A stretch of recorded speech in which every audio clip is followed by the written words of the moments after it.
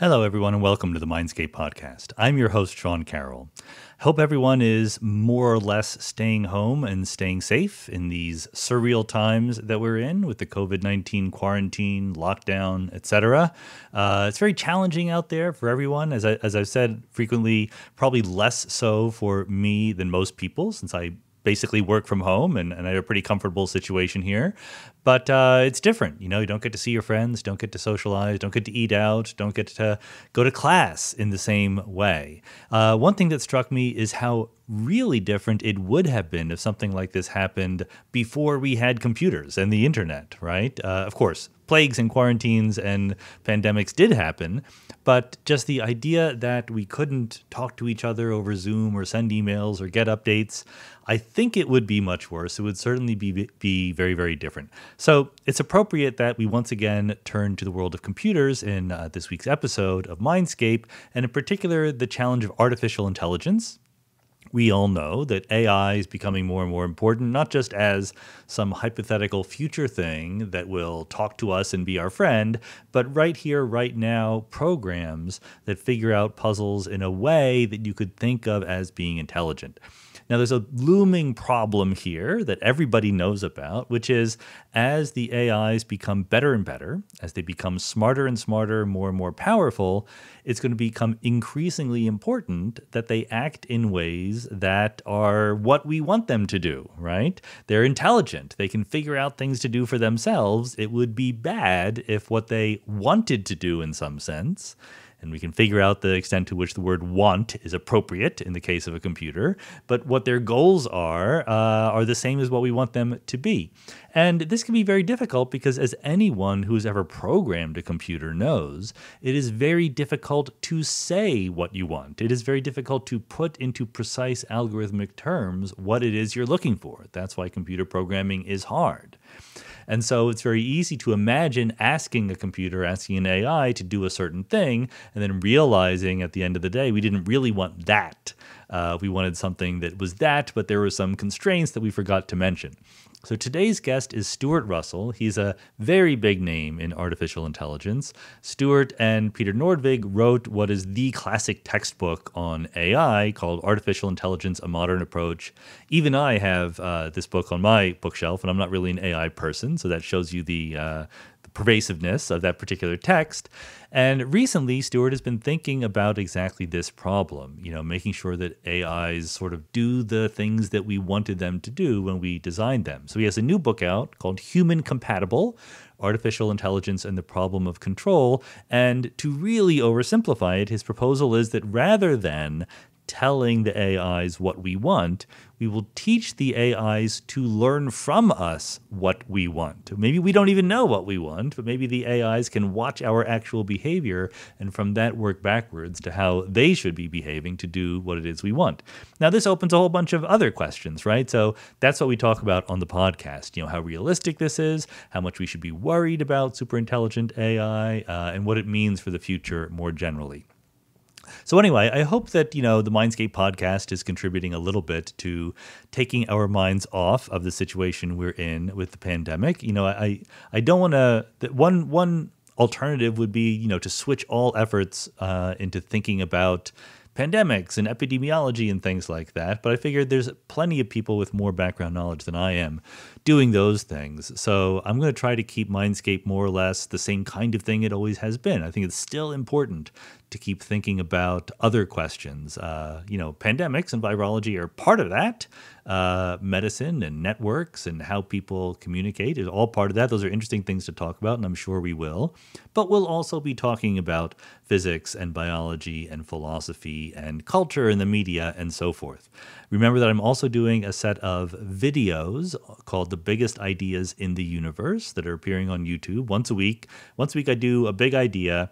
I was really hoping to, make these around 20 minutes per idea. They've crept up to more like an hour with me talking and scribbling little pictures and very primitive equations, but I hope people are finding them fun. So far, it's been, more or less classic ideas like space and time and things like that. But soon enough, we'll be getting to some pretty wild ideas, which I think are, I'm not going to be speculating too much when I choose the ideas themselves. We're not going to be doing like string theory or loop quantum gravity or whatever.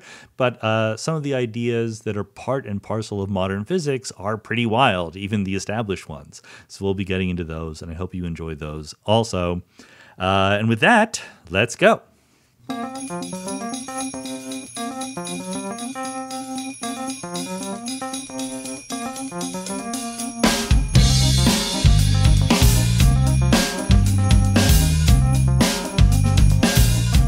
Stuart Russell, welcome to the Mindscape podcast.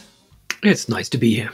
We're going to talk about artificial intelligence, the warnings, the worries that we have about artificial intelligence, and also the prospects of it. But I think that it'd be a wonderful opportunity here, since you not only are someone who has specific ideas about fixing any dangers of artificial intelligence, but you're also someone who has been doing research in this field, literally wrote the textbook, et cetera, to talk about some of the background here. So I thought I would just start by asking you, in your mind, what does the phrase artificial intelligence actually mean? How do you define that term?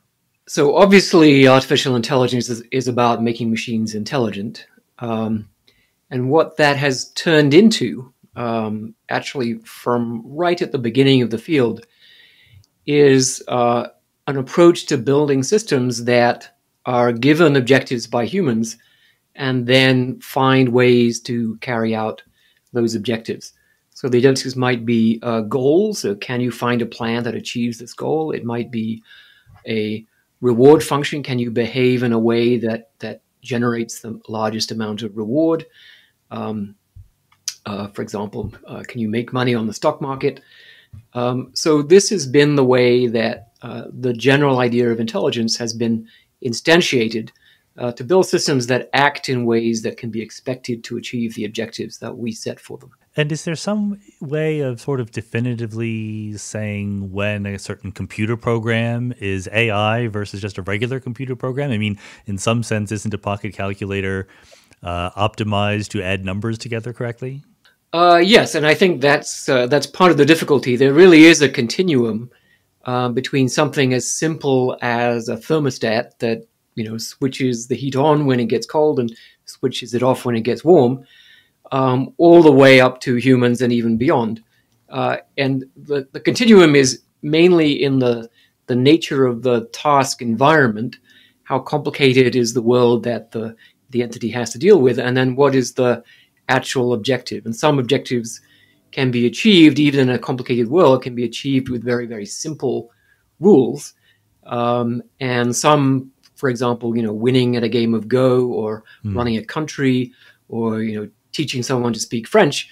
These are very, very complicated goals, and they take place in a very, very complicated task environment, which is an environment that includes human beings, and that's probably the most complicated environment we know of, is the one where there are humans that are part of it. But you would say, I like the point that there's a continuum here. It's not like that there is some sharp phase transition between dumb computer programs and artificially intelligent ones. That's right. In fact, there's a nostrum that's been put about a long time that as soon as it works, it stops being artificial intelligence. I not heard that which is a little bit unfair, because of course that means that that AI is the field of continual failure. But that I think that's in some ways accurate. That a lot of things that AI has produced over the years, for example, every time you drive in your car and you get directions, there's an AI algorithm running in your cell phone or maybe in the cloud that is computing shortest paths and incorporating expected delays and so on. This is a very classical AI algorithm that was developed in the late 60s and early 70s. And no one thinks of that as AI anymore, but of course, someone had to invent it. And before it was invented, no one knew how to do it.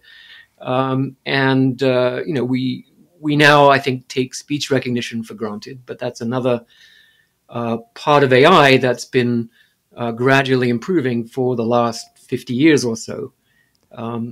But now that it works and it's just one of the things that runs on your cell phone, you don't think of it as AI anymore. There is, and that's a pity, because it also it also means that there's a tendency, I think, for students to not want to study things that we already know how to do. yeah. Which means, of course, that the students don't learn how to do anything. That works, right. But I mean, even you mentioned playing Go as one of the more complicated tasks, but I would sort of put playing Go more on the finding a route to your destination side of the ledger, and driving a car or writing a poem on another side, if we think about the fact that the rules of Go are extremely explicitly defined. And even though the state space is huge, the space of possible things that can be going on, it's still finite, right? I mean, there is a right answer to every question, whereas these more human scale things are a little bit fuzzier. Is that a relevant distinction, you think? It is, yes. I think there's multiple distinctions being made here. One is that, as you say, the rules of Go are known. So the objective is to win, and that has a precise definition that varies slightly from country to country, but pretty much agreed on. And you know that when you put a piece on a square, the piece ends up on that square. It doesn't sort of run around by itself and go somewhere else. Yeah. And of course, when you're driving, you don't even know the rules. You don't know what's going to happen when some other entity is involved and making decisions about where they're going to go, which will affect your own ability to get what you want done. So, and the other part of driving that's difficult is that the objective is also not known. So obviously you would like, if you say, take me to the airport, you would like to get to the airport. But you don't mean take me to the airport at all costs.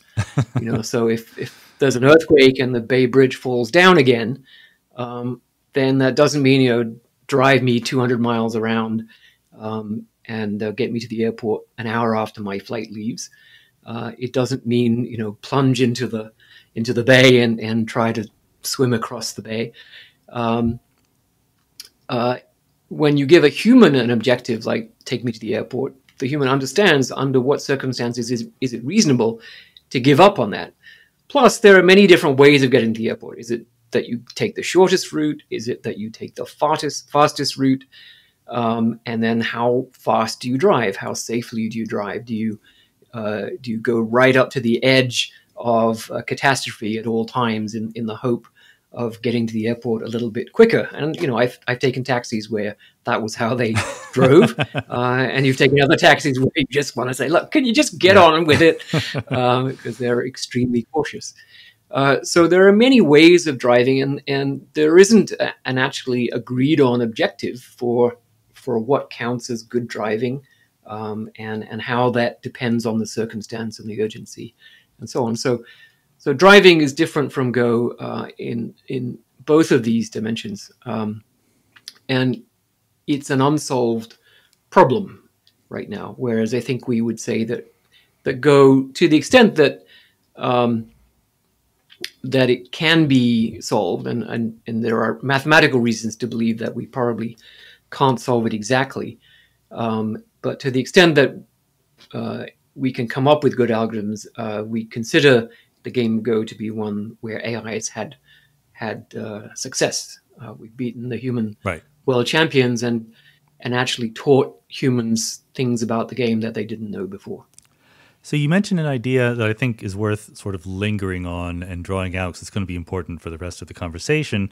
The idea of optimizing for some goal, right? I mean, probably if you told a person on the street that that's what an AI program was trying to do, they might not instantly see the connection between ordinary human intelligence. I mean, do you think that we can think of all intelligence as optimizing towards some goal or maximizing some utility function or something like that? It's a good question, and I would say that it's taken a few thousand years to convince at least one branch of the intellectual community that that's a good way of thinking. And the branch that's most convinced about that would be the economists. Because they've reached by the 1940s, they reached a formulation of rational decision-making that is quite general. So it allows for the decision maker to have uncertainty about the state of the world, about the future. It does, at least in the original formulation, assume that the decision maker has preferences.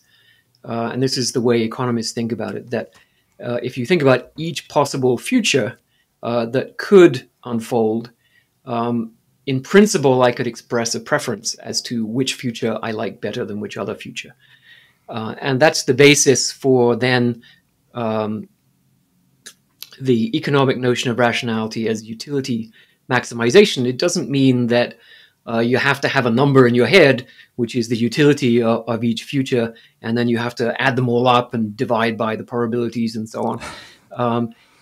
It simply means that you act as if you did, and you can be described, as long as you're not making mistakes, then your behavior can be described as if that's what you were doing. It doesn't mean that you are actually doing that. So, for example, when if I try to poke myself in the eye with my finger, my eyelid closes. Now, my brain is not doing expected utility calculation to reason that I ought to close my eyes because, having a fingernail poking my eyeball is painful and dangerous, and that will be a low utility. And so if I close my eye, then I'll protect it.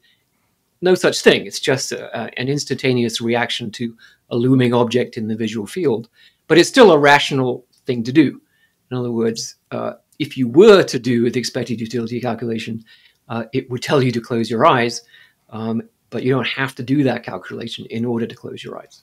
I'm visualizing thousands of podcast listeners trying to poke themselves in the eyes as we speak right here. Hopefully, yeah. So Max Tegmark said it didn't work. He tried to poke himself in the eye and he succeeded. Yeah. So. Well, as someone who used to wear contacts, I think I have no trouble with doing that. I love recommending the Great Courses Plus. This is a streaming service that gives you access to a huge variety of courses from the Great Courses, taught by some of the best professors in the world on a wide variety of topics. You can learn about everything from playing guitar to practicing yoga to history to science to literature. I, of course, am one of the professors at the Great Courses. I recently did, my little video on the nature of time for the biggest ideas in the universe. I did a whole course for the Great Courses on mysteries of time. So if the hour-long version was not enough, if you want the 12-hour-long version, go to the Great Courses Plus, look for the Mysteries of Modern Physics Time, learn about entropy and the arrow of time, but also about timekeeping, about time and particle physics, about the psychology and neuroscience and philosophy of time.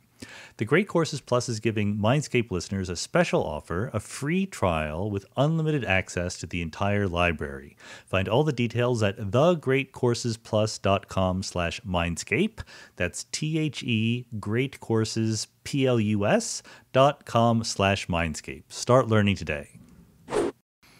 I do, and this is probably leaping ahead, and that's okay. We don't need to go in logical order, but you quote a theorem in your book. You wrote a wonderful book called Human Compatible. Actually, it is. I'm not just saying that as boilerplate. I really enjoyed the book, and I encourage everyone to take a look at it. So there's a theorem by von Neumann and Morgenstern, which, if I understand it correctly, I've heard of it before and then was reintroduced to it in your book. Roughly, it's that conclusion you just said, that if you're behaving rationally, then there's always a way to cast the decisions you're making in terms of maximizing some utility function. Is that right? Yeah, so it starts from a description of what we mean by behaving rationally. That's pretty hard to argue with, and that's how these kinds of proofs usually go. You propose some axioms that sound completely reasonable, and then you draw what appears to be a very strong conclusion. So the axioms say things like, if you prefer sausage pizza to plain pizza and you prefer plain pizza to pineapple pizza, then you prefer sausage pizza to pineapple pizza. Yeah. Right? This is called transitivity of preferences. And what that basically says is your preferences don't go round in a circle.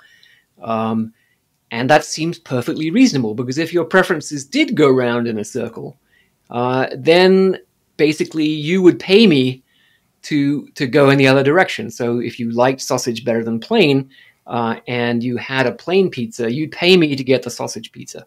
And then if you liked pineapple better than sausage, you would pay me to get the pineapple. And then if you like pineapple better than plain, so your preferences are now in a circle, you'd pay me to get the plain. So now you paid me 3 times and you're back where you started. Yeah. So that doesn't seem very rational. Hmm. So the axioms of rational behavior have this flavor that they're really hard to argue with. You'd have to agree that an entity that didn't follow those axioms would basically be shooting itself in the foot all the time. And then the consequence of these axioms is that the behavior of a rational agent can be described as if it's maximizing a utility function. Good, yeah. And so that was the theorem of von Neumann and the main theorem in that book. But I think you've also already hinted at a little bit of a tension there, right? Because there's lots of mathematical theorems that say that something is possible in principle. But as you already mentioned with the poking the eye example, for actual systems that do something we call reasoning, they might not implement that design in order to get things done. But is it safe to say that most AI algorithms do try to implement something like that they do actually sort of optimize over a utility function over a whole bunch of hypothetical actions? Yes and no. So the biggest obstacle from the point of view of AI is that actually optimizing in many situations is what we call computationally intractable, which roughly means that if you really want your algorithm to come up with the optimal solution, you're going to have to run it for, until the universe ends. So billions and billions of years of computation. And then if you make the problem twice as big, it's going to be, a billion times more than that. So these kinds of problems, which we call computationally intractable, we cannot expect that any entity is going to be able to behave rationally if it has to solve those problems in order to get what it wants. So humans don't behave rationally, and we don't expect that machines will behave rationally. The interesting question is how much closer to being rational can machines get than humans, particularly taking advantage of their enormous computational power. So already we have computers whose actual computational throughput is larger than even the theoretical maximum throughput of the human brain. And no one thinks that, in fact, the human brain really is able to use every single neuron computing at maximum speed all the time. So the interesting question is, are machines going to exceed the human capability for decision-making in the real world? And when will that happen, and by how much will it happen? But interestingly, humans have developed over both evolutionary time and during their lifetimes all kinds of incredible schemes for overcoming the computational difficulty of the problem of deciding what to do. And so even though we're not particularly good at playing Go, in fact, a lot of games are specifically designed to not be easy for our brains. Yeah. Our brains are actually extremely good at organizing our behavior into hierarchies. So, if you're writing a book, let's say, at any given moment, your fingers are typing one character of one word, of one sentence, of one paragraph, of a chapter of that book. And this is a natural hierarchy.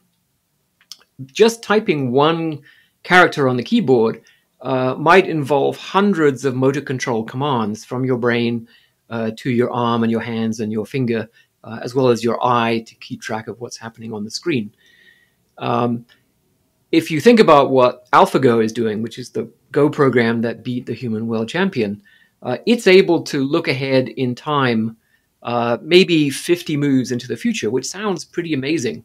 But if you applied that to a robot or a human body, where those 50 moves would be 50 motor control commands to my muscles, that would only take you about 1/10 of a second into the future. So it would be completely useless for real decision-making in the real world. And humans, of course, we think usually quite a bit further than a tenth of a second into the future, sometimes even years. We plan to do a PhD, which is 5 or 6 years. In other words, 1 trillion motor control commands are involved in doing a PhD. So we're planning at many, many levels of abstraction, and we do it kind of seamlessly. Somehow, miraculously, our brain always has something lined up for the present moment, so that if you're speaking, your tongue and your lips are saying the next word. If you're typing, the next word is coming out of your fingers. If you're going for a walk, the right things are happening for your legs to move in alternation. And yet the same thing is happening at the scale of multiple seconds and minutes and hours and days and weeks. And it all feels seamless. We're not aware of sort of context switching. Oh, now I need to think about what's happening in the next millisecond. Oh, now I'm going to think about what's happening an hour and a half from now. Right? It's all very smoothly integrated, and we really don't know how to get machines to do this. But this is the main technique that humans use to manage the complexity of the real world. Yeah, that's a really great summary of a whole bunch of podcast interviews that I've done, with people who do neuroscience and cognitive science and consciousness studies. And absolutely the message comes through that human beings are these complicated networks of subsystems, each using little heuristics to get through the day, rather than some perfect reasoning machine that is trying to play a very abstract version of Go. But at the end there, you said, and we're not very good at converting that into an AI algorithm. Is this something that people are trying to do? Is this a huge difference in the approach of conventional AI and where we eventually want to be? So it's something that we've known about. In fact, Herbert Simon, who was both a psychologist and an economist who won the Nobel Prize, and an AI researcher, one of the early AI researchers who really set some of the directions for the field, wrote a very famous paper called The Architecture of Complexity, where he specifically talks about this device of hierarchical layers of abstraction that help us to organize our behavior in time. And early planning systems going back to the mid-70s attempted to implement some kind of hierarchical planning capability. So there is actually a fairly well understood ability, if I give the hierarchy to the system. In other words, if I tell it, okay, these are the primitive actions, and then these are the actions that use primitive actions to be implemented. So this is motor control command for your fingers. This is typing a character. This is typing a word. This is typing a sentence. We have algorithms that can construct long-term plans, and people have used this to, for example, organize the manufacturing process in a factory, for a month. And so that month-long plan actually bottoms out at something in the order of 600 million manufacturing operations that are going to take place over that month. The difficulty is that those hierarchies, those abstract actions, have to be provided by the human. So we are doing a lot of the work. And one of the big missing pieces in AI is, how does a system develop that hierarchy and invent those abstract actions for itself? I mean, there was a time when getting a PhD didn't exist. There was just no such thing. Emailing someone, Googling someone, even a few years ago, those didn't exist. We have a library of these things at all kinds of levels of abstraction, from multi-year things like getting a PhD or emigrating to the United States, down to much shorter term things like Googling something or emailing someone or texting. And a lot of these things actually we don't invent individually. They're gradually formed somehow by cultural processes, and we inherit them. So in some sense, then, the intelligence isn't really in the individual human. It's something that we've inherited from our culture, and it's incredibly powerful. Without that sort of vocabulary without that library of abstract actions, life would be intolerably complicated, and we simply wouldn't be able to have the civilization that we have, because it would be too difficult to navigate it and to run it if we had to think of everything in terms of just the primitive operations. Yeah, I mean, you give an example in the book about I forget exactly the context, but there was a question. A bunch of fourth graders are going to have a roller skating contest. What is the best kind of surface that they should choose to move on? Gravel, sand, blacktop, or whatever. And you talk about how much background knowledge is necessary to even think about such a question. Like, what does it mean to have a roller skating contest? What is the goal that the fourth graders have, and so forth? And you seem to say in the book that right now our computers are really bad at that background knowledge. And I had a conversation with Melanie Mitchell on the podcast where she also argues about the lack of common sense in our AI algorithms. Again, is this something where everyone knows this in AI and we're working hard and we think we can crack it? Or is there a school of thought that says, well, it'll just come eventually if we keep working on what we're working on now? So that's a great question. I mean, we've known it for a long time. There are papers going back to the 60s saying that absolutely, particularly in the case of understanding language, that we need this background of common sense knowledge in order to make the right decisions. And for a long time, there's a field called knowledge representation where people tried to actually capture the knowledge in mathematical form, typically in mathematical logic, and computer algorithms are able to process logic in order to do reasoning, and we can even learn these logical representations from examples. People found it quite difficult to get it right. So, for example, writing a description in mathematical logic of the process of making omelets turns out to be pretty difficult to get right. That you can capture some parts of it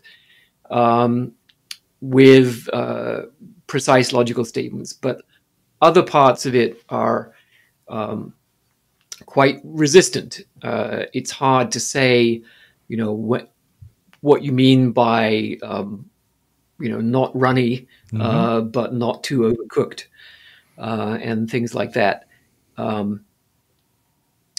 So I would say that effort is kind of on hold right now.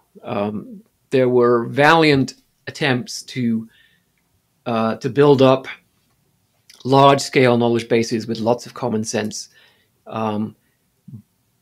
but those have not turned out to be all that useful in practice. Yeah. So right now, the AI community is working largely on approaches based on deep learning.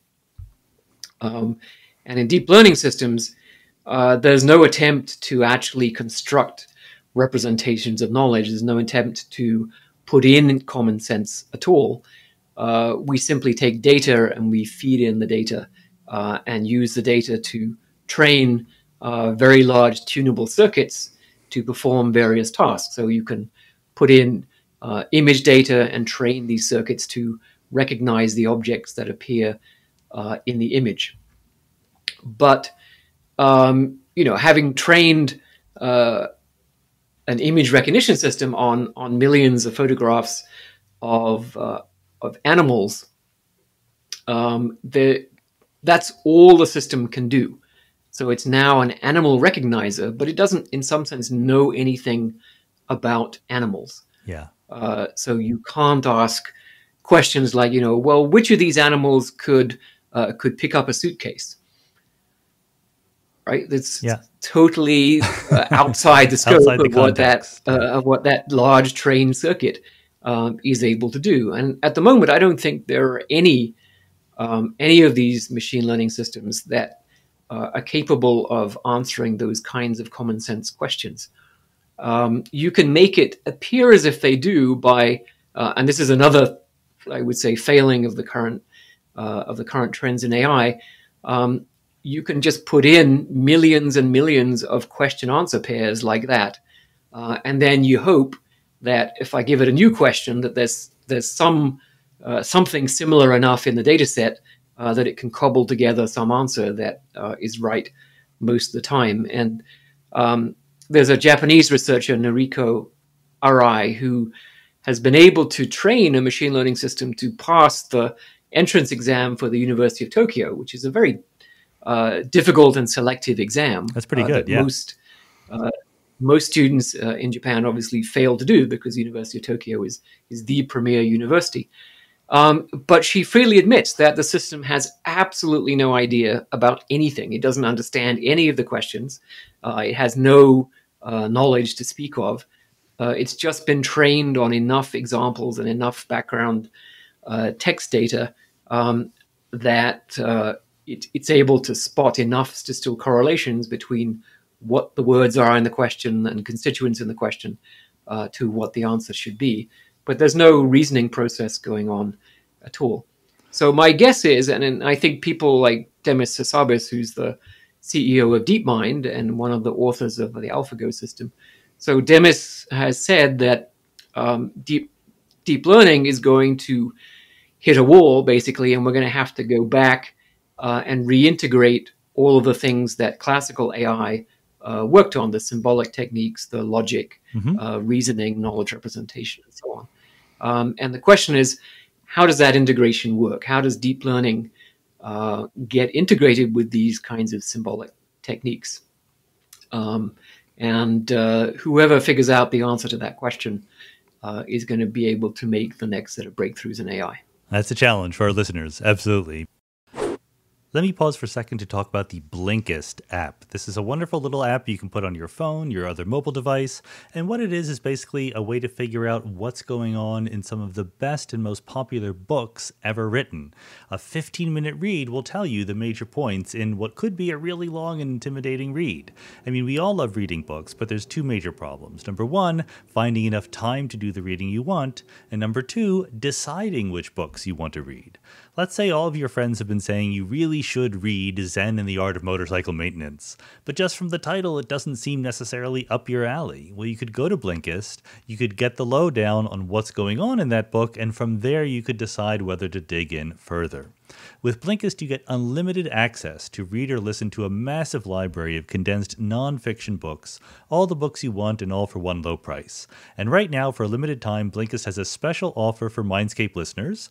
Go to Blinkist.com/Mindscape to try it free for 7 days and save 25% off your new subscription. That's Blinkist, Blinkist, Blinkist.com/Mindscape. Start your 7-day free trial. Get 25% off.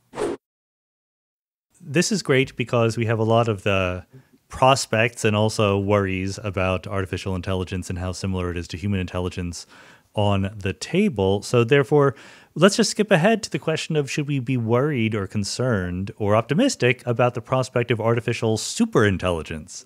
You know, given that artificial intelligence is not very good at understanding the questions on the Tokyo entrance exam, should we be worried about AI becoming, number one, is there a prospect that it will become much smarter than human beings? And number two, is that a prospect we should be worried about? These are two really important questions. And it's really hard to think of more important questions that we could be facing. So on the first question, are we going to be able to create super intelligent AI systems? I would say that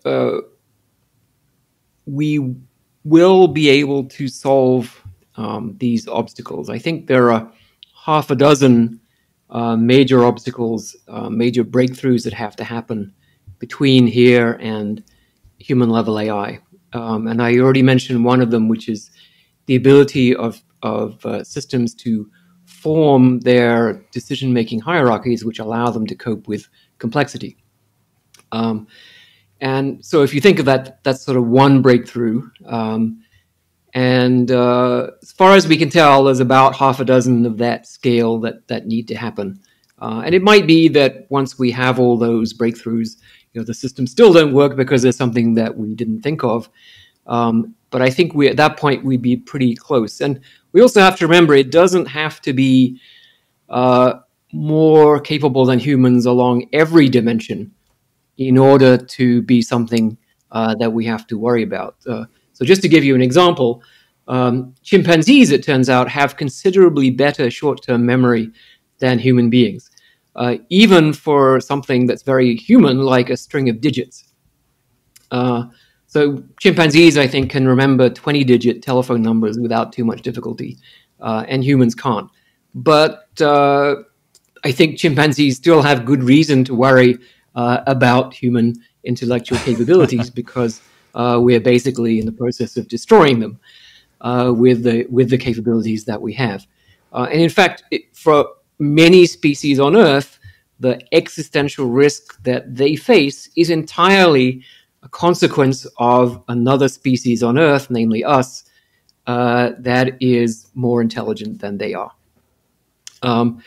So, of course, it's reasonable to ask, if we create entities that are more intelligent than us, is that a good idea, right? In particular, are we going to be able to retain control, retain power over entities that are more powerful than we are? It's hard to find good examples in nature of a less powerful species having power over a more powerful species. But that's what we're being asked to, that's the problem we're being asked to solve.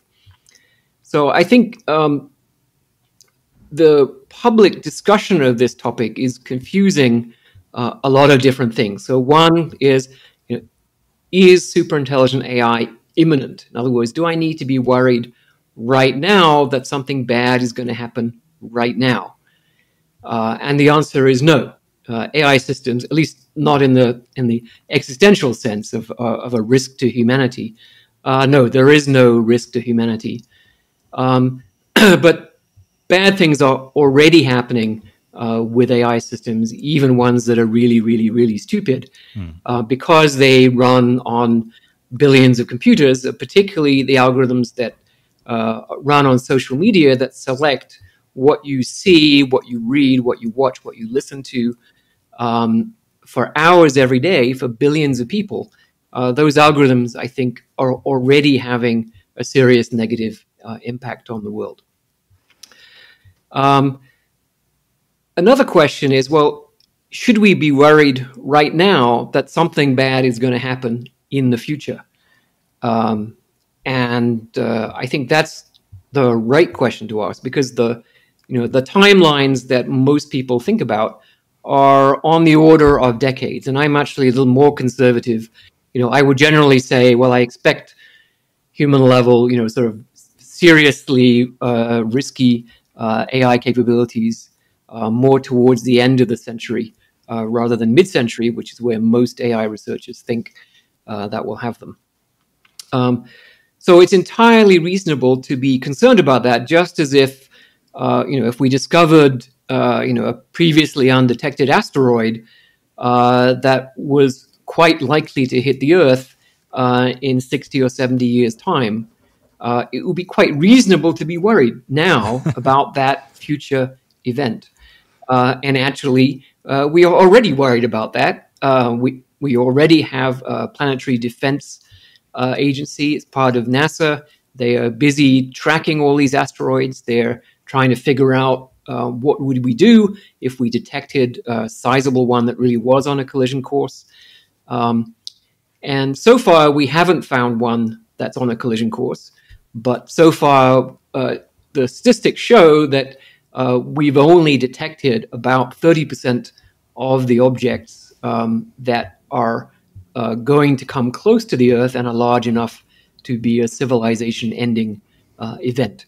So don't be too complacent even about that risk. Now, the risk from AI is a little different from an asteroid because, the impact of an asteroid and why it would be a bad thing are pretty clear and straightforward. Whereas with AI, it's a little harder to figure out exactly how things might go wrong. And the same would be true if you asked the chimpanzees, a few thousand years ago. Okay, so you've got these humans. They're much smarter than you. How is it all going to end? The chimpanzees would have a very hard time figuring out how it was all going to end for them, because in some sense it doesn't really matter. once you cede control of the world and your environment and everything else to another species that really doesn't care about you, then getting into precise details about how exactly it all ends seems sort of beside the point. The point is, let's not cede control to a more powerful species if we can help it. So that's the sense in which I think it's reasonable to be concerned. We're investing billions of dollars or hundreds of billions of dollars pushing forward a technology with no plan for what to do when we succeed. Well, yeah, okay. I mean, that was great, and there's a lot going on here, so I'm just trying to figure out which direction to attack in first. I mean, you mentioned that we're just overwhelmed with artificial intelligence programs doing work for us already. None of them are anything that you would call super intelligent, and so there is obviously a risk just from not understanding what they're doing. But that's a different risk than I think that you're highlighting here at the end in a more intelligent species than us. Can we be a little bit more definite about things like species here? I mean, how do you imagine this super intelligent AI existing, being embodied? Is it, someone literally writes a program in C++, or is it sort of emergently arising out of the internet? Is it in a robot? Is it distributed in the cloud? What should we be visualizing? So I certainly think that the typical science fiction depiction, for obvious reasons, is that it's in the head of a single robot. Yeah. And I think that's a huge mistake. Sure. It's extremely unlikely that that's how things would go. So it's much more likely that it would be a composite system drawing on computational power of the entire cloud or a good fraction of it. Some people would say that the negative consequences could emerge from the sort of unanticipated interaction of many different systems, and we've already seen this in the so-called flash crash, which was when a lot of trading algorithms on the stock market somehow interacted in a way that we still don't really understand. And then in the course of about 20 minutes, they wiped $1 trillion off the value of the stock market. And we had to shut the stock market down, and we had to undo all those trades. And then, fortunately, the stock market had these built-in circuit breakers, which allowed the intervention to take place. But when that kind of thing happens, it has an effect in the real world. It really shook the confidence of investors in the reasonable operation of the market, and it could have been much worse. So these unanticipated interactions are a possibility. But I think the failure mode that we anticipate is a consequence of the standard model of AI, whereby we make this optimizing machinery and we put in objectives. And then it turns out that the objective is incomplete or incorrect in some way. And this is not a new story, right? We go back to King Midas, who said, "I want everything I touch to turn to gold." And so that's the objective that he put into the machine, so to speak, and he got exactly what he asked for. Mm-hmm. And then he realized that now his food and his drink is turning to gold, and his family is turned to gold, and then he dies in misery and starvation. So the standard model is, in fact, I think, an engineering mistake. It's a way of creating systems that relies on perfection on the part of humans in our ability to specify objectives, and that's a really bad idea to assume perfection on the part of humans, particularly when the thing you're putting an objective into is potentially more powerful than human beings are. So it could have physical appendages, so it might reside in the cloud, but it could still have physical appendages with which it can bring about changes in the world. But it doesn't even need to do that. When you think about Adolf Hitler and the changes he brought about, it wasn't because of his physical appendages. It was because he basically did it with words. And AI systems can have impact on the world through words, through communication and the internet, as they already are, as social media algorithms are already impacting the world, even though they have no arms and legs, and they have no laser guns and nuclear bombs and all the rest. Yeah, but I mean, I think this is exactly what I want to sort of, maybe it's an unfair question, but I want to really try to drill in on the physical manifestation of this. I mean, there is the threat from artificial stupidity, as you said, algorithms that don't really do their job well or are biased or whatever. Yeah, so what I'm saying is precisely not that the algorithm is stupid, that it's not doing its work correctly, is that we are specifying its work incorrectly. Sure.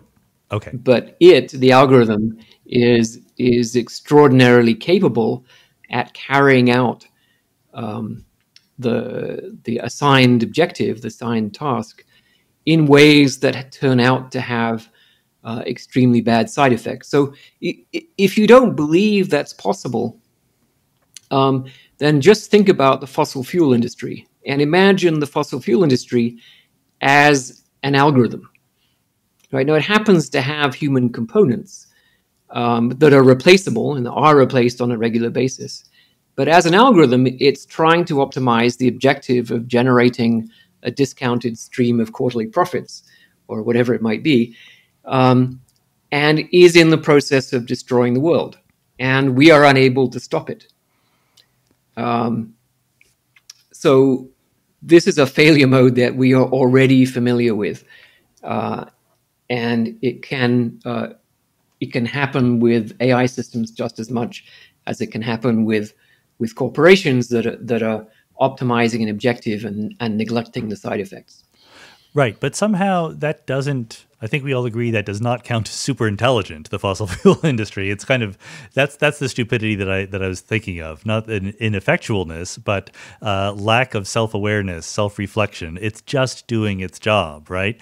I think, maybe I'm misunderstanding, but I think when people use the word super intelligent, they really are imagining something more human-like, right? Something that knows what it's doing and wants to do it. Maybe it's not wanting to do the right thing, but it has a little bit more self-control. And I'm wondering, would things like that exist? Where would they exist? How would they manifest their control in the physical world? I think there's a tendency to anthropomorphize. And we see this in a number of commentators. So Steven Pinker, for example, Melanie Mitchell is another one, who assert that it's intrinsic in the nature of intelligence that a sufficiently intelligent entity is going to act in a way that's beneficial to human beings. And I see absolutely no justification for this a priori. For example, right, there are millions of species on Earth.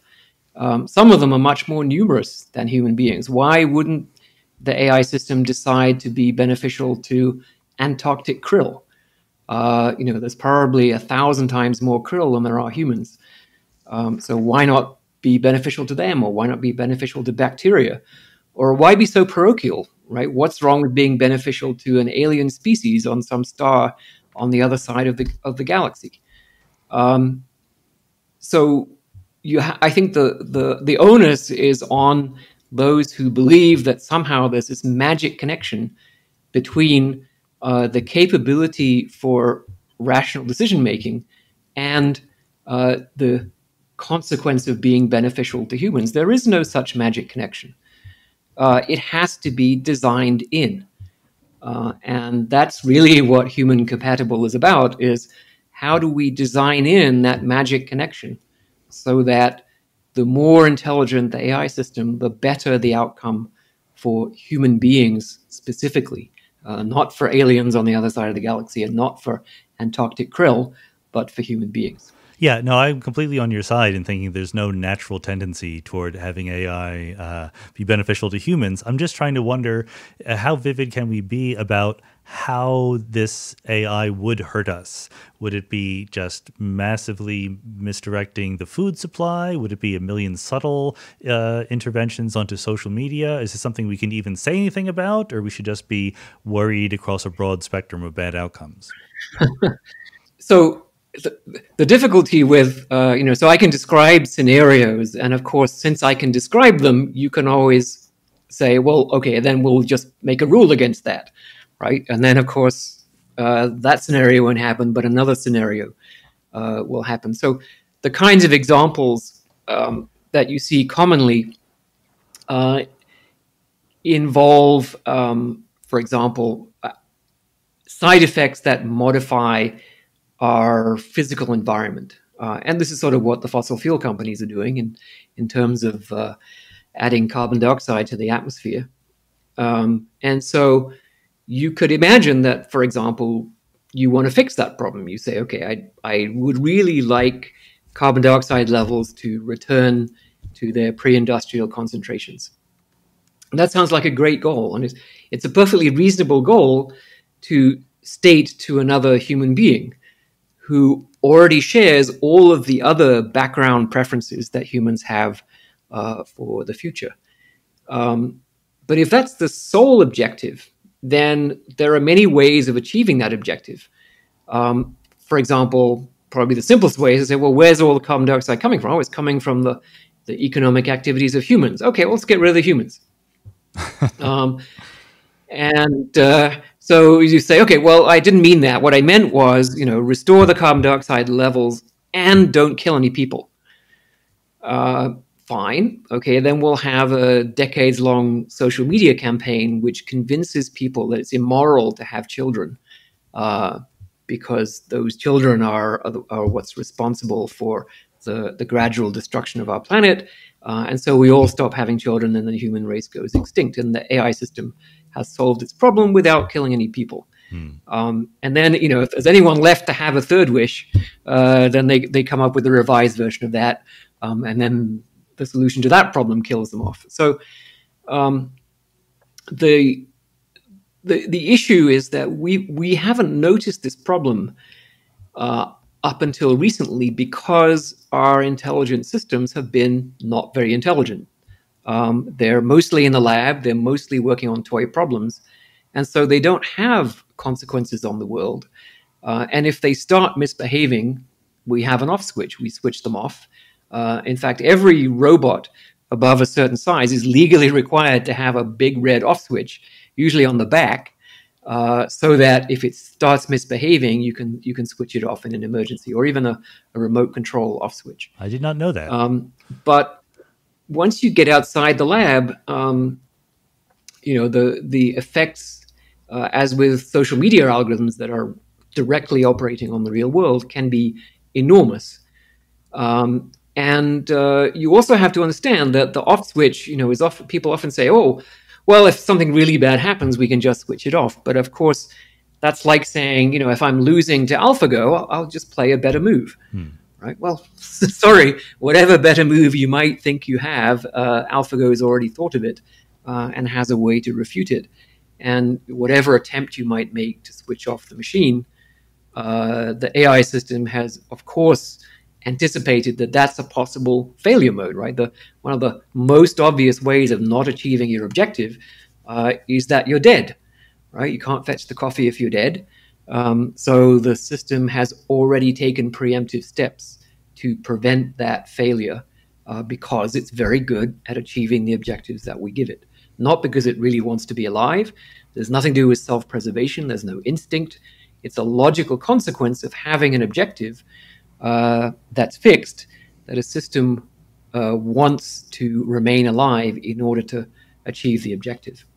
So I guess there's no reason to keep the audiences in suspense anymore. I mean, the real purpose of your book is to actually propose a new strategy for dealing with exactly this problem. You think that we should be giving our AI systems a different kind of goal than we usually do.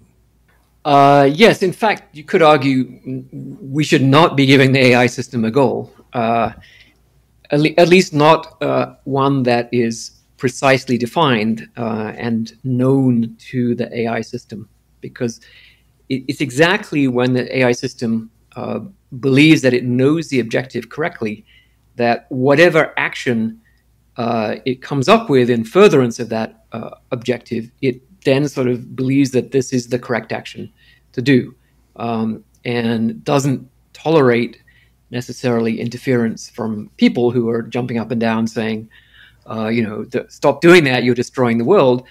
From the AI system's point of view, that's just noise, right? It's me, my mouth flapping open and closed. So what? It's pursuing the optimal solution to the objective that we gave it. So the solution that's proposed in the book has sort of two main parts, right? The first part is that we design systems in such a way that their only objective is whatever it is that humans want the future to be like. So we use the word preferences, which is the term that economists use, but it doesn't just mean like preferences between different kinds of pizza. It really means, out of the possible futures that the way the world could unfold in future, how would you like it to unfold? And so this is what the AI system is supposed to be helping us with. But the second part of the solution is that it knows that it doesn't know what those preferences are. And this avoids the problem of a machine that is given a fixed objective and believes that that is the only objective and therefore has to be pursued at all costs. So if we say to the AI system that we don't like what it's doing, we're conveying additional preference information to the machine, and it then is rational for the machine to revise its plan because now it's learned a bit more about what we want and don't want. And if it comes up with a plan that says, okay, I can fix carbon dioxide by getting rid of all the people. So it knows that we want to fix the carbon dioxide. Let's say it doesn't know whether the people want to be alive or dead. Well, what's the rational thing for it to do? If it just wants to optimize the carbon dioxide, then it just kills all the people. Mm-hmm. If it knows that it doesn't know whether the people want to be alive or dead, then it's reasonable, in fact, it's rational for it to ask permission. It says, okay, I've got this plan. Here's how we solve it. We kill all the people, and then carbon dioxide goes back to normal. And then you say, no, that's not quite what I meant, right? So these solutions, like asking permission, deferring to human instruction, and then also allowing oneself to be switched off, these behaviors don't have to be programmed in. We don't have to sort of put special rules and regulations into the AI system to make it do that. Those behaviors are just a logical consequence of the way we frame the problem. They are rational for the AI system to do. It's rational for it to ask permission. It's rational for it to allow itself to be switched off because it doesn't want to do whatever it is that would cause us to switch it off. And it doesn't know what that might be. But if there's a danger that it might do something we really don't like, then it would prefer to be switched off in order to avoid that from happening. Yeah, I certainly like the idea of this initial uncertainty in what it thinks the humans would prefer. Is this something that, just by the way, have you written AI algorithms that have this feature and turned them loose and watched them behave? Yes, in tiny little worlds. Sure. And the mathematical description of this, we call it an assistance game. So the word game is a general term actually that economists use to mean any situation where there are multiple entities that are making decisions. And here, we could imagine just two entities, a human being and a machine.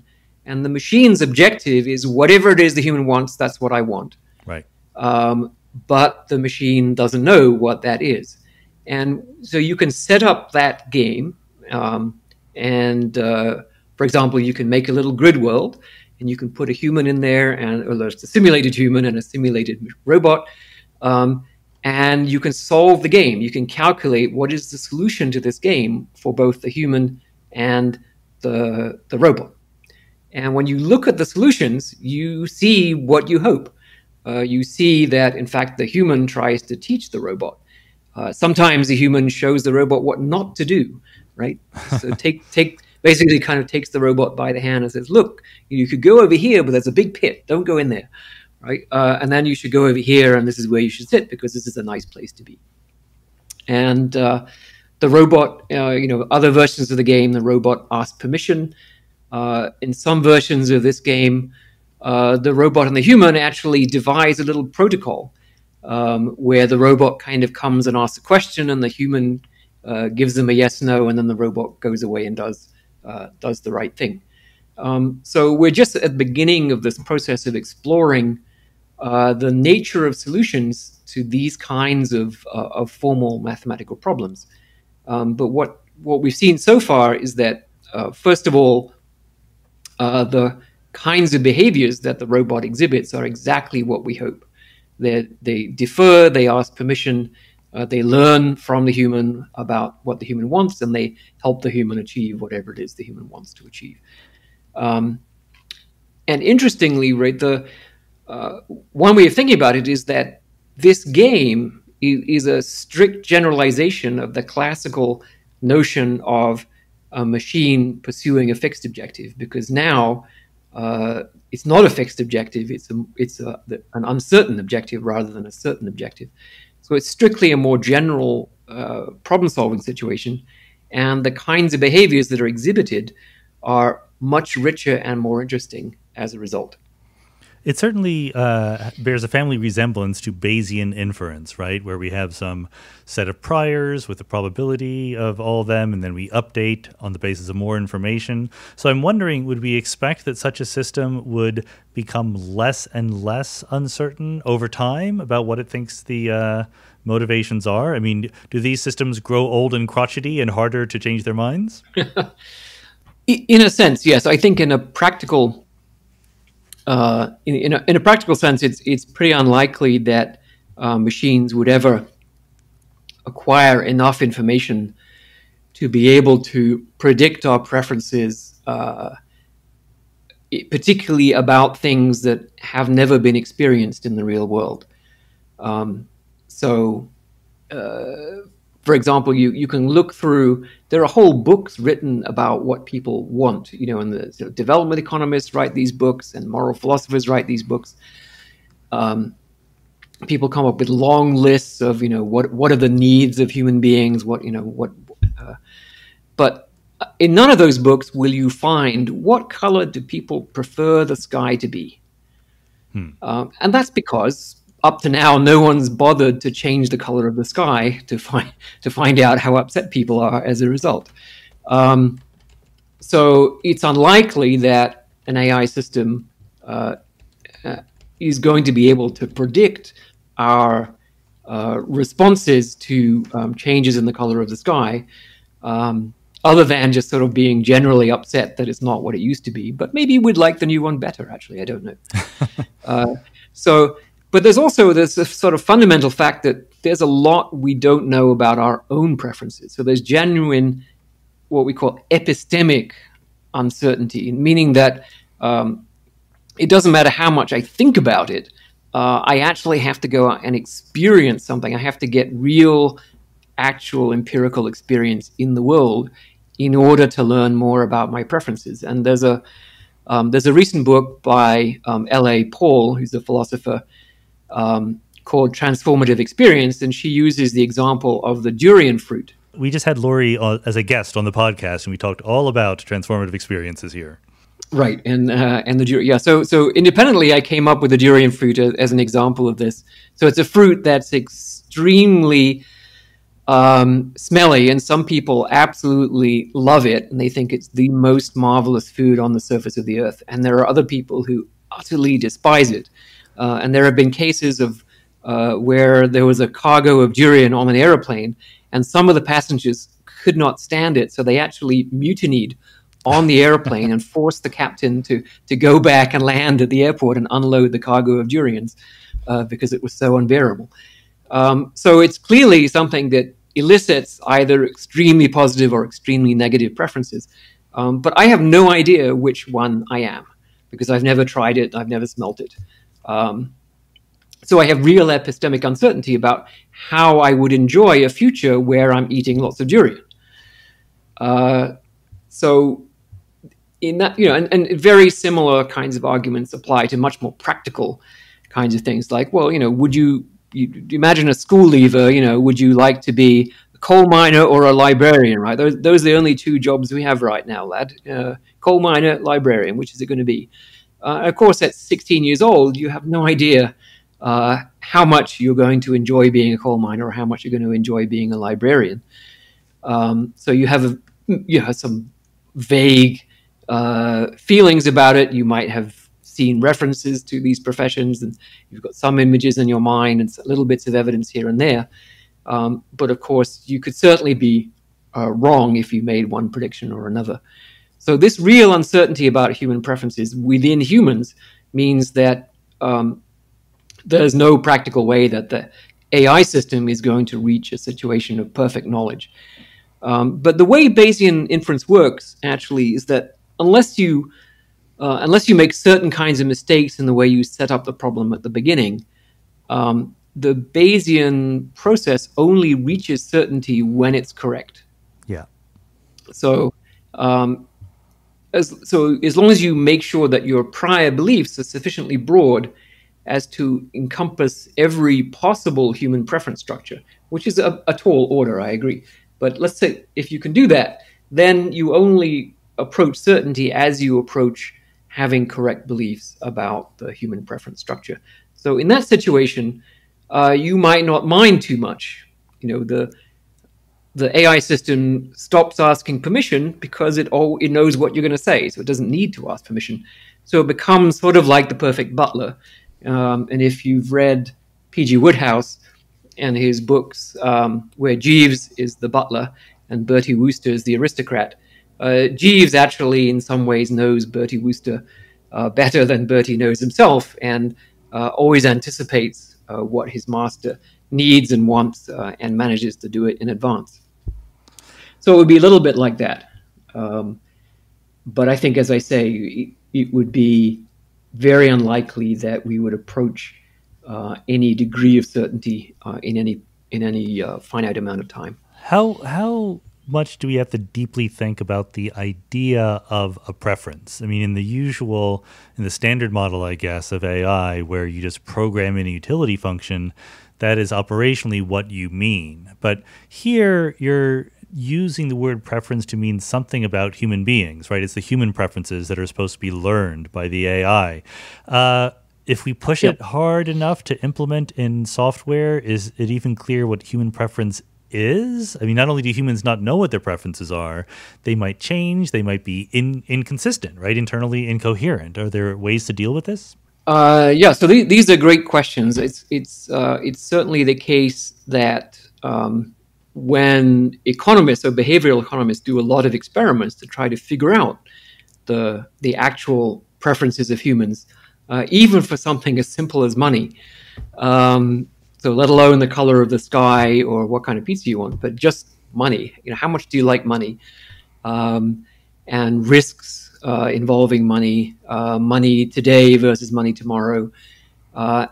And I would say that the consensus of these experiments is that consistency of preferences seems to be fairly well supported. So consistency meaning that you do appear to be able to rank different outcomes in a consistent way. But we don't exactly seem to follow some of the, at least straightforwardly, if you interpret the other axioms of rationality, we don't quite seem to follow those, and we seem to have our own peculiar ways of making decisions. And Daniel Kahneman, who's a leading psychologist and another Nobel Prize winner in economics, has studied actual human preferences, and we seem to have actually sort of two minds. So his explanation is that there's an experiencing self, which is sort of the moment-to-moment amount of enjoyment or pain that you're experiencing. And then there's a remembering self. And in standard economic theory, the remembering self is sort of supposed to add up the experiencing self's experiences and say, okay, well, that's how good this was. It's the sort of the sum of all the pleasures and pains that I experienced. But it turns out empirically that the remembering self does something quite a bit different. So in particular, the remembering self really remembers the most pleasurable or most painful part of the experience, and also the part that was most recent. So they call this the peak-end theory. So the peak and the end of the experience seem to be very salient in how you remember the desirability or undesirability of something. And that's pretty hard to reconcile with standard economic models. But actually, when you think about it, it's clear that memory and expectations are quite reasonably folded in to human decision-making. Because if I have a bad experience, I might remember that for my whole life. And so it isn't just the experience itself that was bad, it's the recurring memory of it that's going to be bad. And that recurring memory is going to remember the worst thing, right? So if I ask you, what was the worst thing that ever happened in your life? Probably maybe 3 or 4 things pop into your head, and they're things you think about every so often. And some people even have to go through psychiatric treatment to try to extinguish some of these memories that are ruining the rest of their lives. So it might be that, in fact, what the remembering self is doing is perfectly rational if you incorporate memory and expectation into how you evaluate the costs or the benefits of some experience. So I would say that at the moment, we're a long way from understanding the rich many-layered nature of human preferences and so on. But if we really are inconsistent, so if, for example, if our preferences are intransitive, in other words, they kind of go around in circles, then there's nothing the AI system can do, because any pizza the AI system gives you, you say, well, actually, I prefer this other one. And the AI system gives you that one. Actually, I prefer the first one. And of course, you'll never be satisfied. And there's really nothing that any discipline of building artificial systems could possibly do to satisfy inconsistent preferences. So, but we can give you a pizza as opposed to no pizza at all, right? You probably prefer some kind of pizza to starving to death. So we'll make sure you get some kind of pizza. We might end up learning a lot about psychology from the way that the AI determines what our preferences are in practice, which might be different than what we say they are when we try to state them. Yeah, I was going to say, I think that this is probably conceptually the most difficult part of the research agenda that I'm proposing, is the gap between the idealized model of a human that has stable preferences and consistent preferences about the future and the reality of actual humans.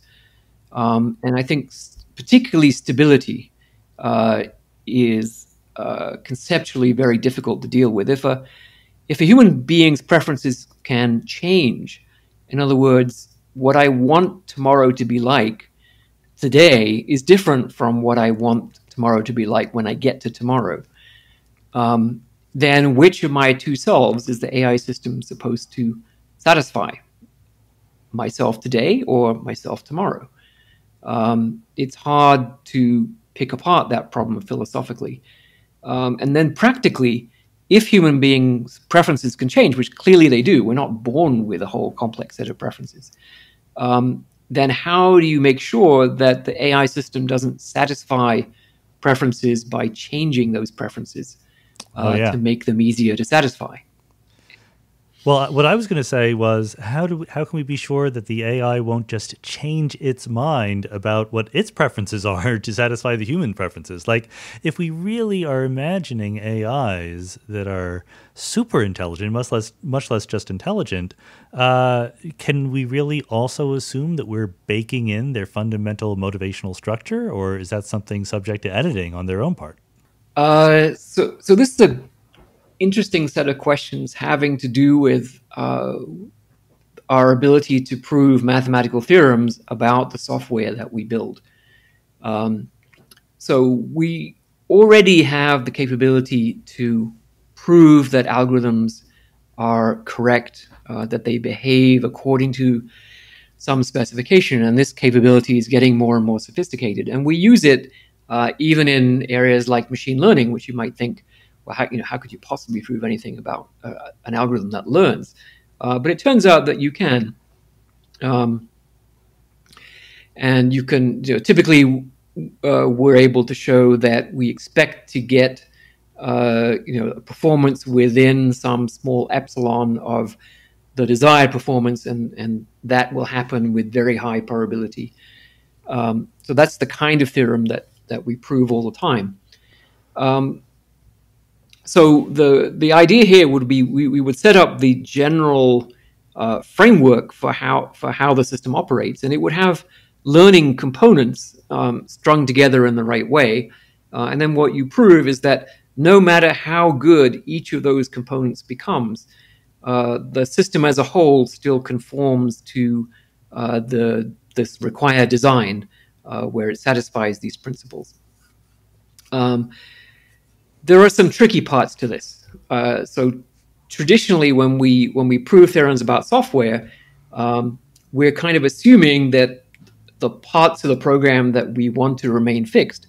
And you can prove that this piece of software can never overwrite itself and change its sort of constitution, so to speak. But there's another set of theorems you'd have to prove, which is that there's no circumstance under which the software would convince a human being to go in and overwrite the Constitution. And that's a much more difficult kind of guarantee to provide. And this comes about, we've noticed this in computer security, where we prove that security protocols are correct, but then we find out that there's what we call a side channel. And side channels include things like listening to the sound of the keyboard by bouncing a laser beam off the window of your office building, or measuring the electrical current in the main supply that's going into the computer, and then being able to extract information from these channels. And when you put an AI system into the real world, you automatically create this side channel, which is that the AI system can convince a human being to make physical changes to the memory of the machine and its software. And we have to make sure that that side channel is somehow cut off. This is a lot to think about. I got to say, this is a very good episode for food for thought purposes. I'll just close with just giving you a chance to sort of speculate about the future. I mean, what do you think is going to be the vision of AI that comes true 50 years from now? I mean, what should we be looking for overall, given all that we've talked about over the last hour? So, assuming things go well, so assuming we figure out how to design AI systems in such a way that we retain control over them. And I think this is actually feasible. There's a lot of very hard algorithm design and engineering work to be done to take the basic framework that I've described and turn it into technology that will replace and supersede all of the AI technology that's already out there. But assuming that works, and assuming that we overcome these conceptual obstacles and achieve human level, or sometimes called general purpose or super intelligent AI, that becomes a tool that enables us to have a much better civilization than the one we currently have. And this, our civilization is sort of the best we can do with the brains that we have. But if we had access to much better brains, even if they don't belong to us, we get to use them, and we can have a better world than the one we have right now. We could, I think, quite easily, without imagining the sort of sci-fi advances of, eternal life or faster than light travel, curing all disease, but just using AI and robotics technology to deliver the goods and services that well-off people in the West take for granted.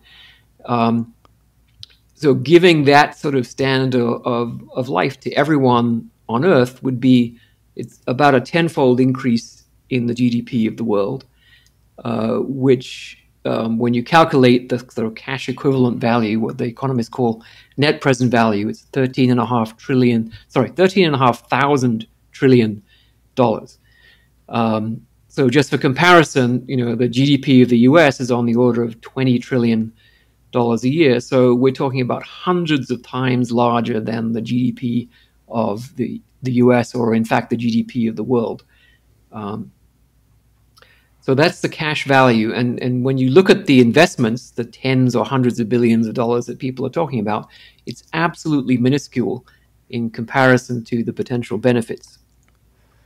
And so we could enter a golden era in a way where we no longer have to fight about access to the wherewithal of life, which is one of the main reasons we've been killing each other since the beginning of time. I mean, there are other reasons like religion that we kill each other, but at least we would get rid of this reason. So some people have said, look, if we have this AI that can do everything that human beings can do and sort of can do it for us essentially for free, then what's left for human beings? What role do we have? Where do we find a useful purpose in life if there's nothing that we can do that's better than what the machine can do? And I think this is a really important question for us. And presumably, if the machines understand our preferences, they know that we don't want a future of idle enfeeblement, right? Where we essentially become couch potatoes for the rest of time, where we don't learn, we don't try, we don't do anything of any value with our lives, because that's sort of not what we want the future to be like. So the AI systems will have to say at some point, no, we're not going to keep tying your shoelaces for you. You humans have got to learn and keep learning to do stuff for yourself. So that's going to be an interesting discussion to have in a few decades' time. Well, you've certainly given us a very good set of reasons to believe that we should all be thinking hard about this and trying to figure out what's going to happen next. Stuart Russell, thanks so much for being on the Mindscape podcast. Pleasure, Sean. Very nice talking to you.